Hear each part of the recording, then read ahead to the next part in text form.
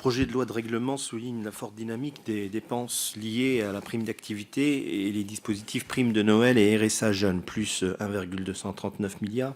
Autrement dit, des dépenses de lutte contre la pauvreté. Je rappelle que 3 millions d'enfants, soit un jeune sur 5, est en situation de pauvreté en France, 30 000 enfants sans domicile fixe.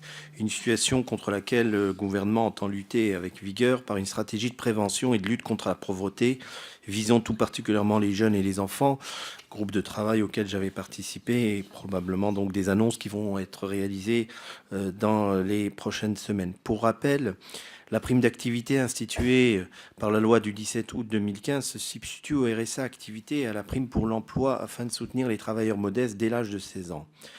L'ouverture à de nouveaux publics jeunes et la dématérialisation des démarches ont augmenté le taux de recours qui se situe à 70%, ce qui va dans le sens d'un meilleur accès aux droits.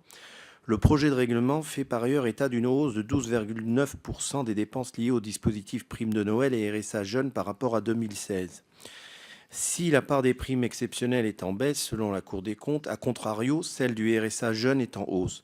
Pouvez-vous nous préciser exactement de combien, Madame la Ministre?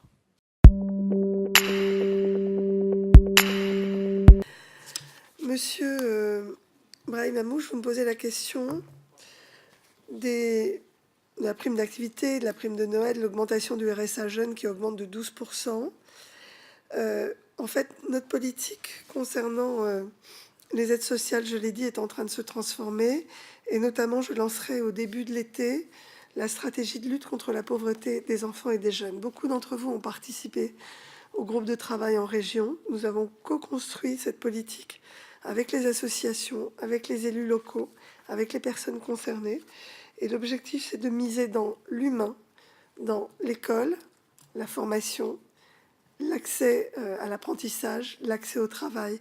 Et donc l'ensemble des politiques publiques va permettre aux personnes de s'émanciper. C'est vraiment l'objectif que nous poursuivons avec cette stratégie qui sera annoncée très prochainement.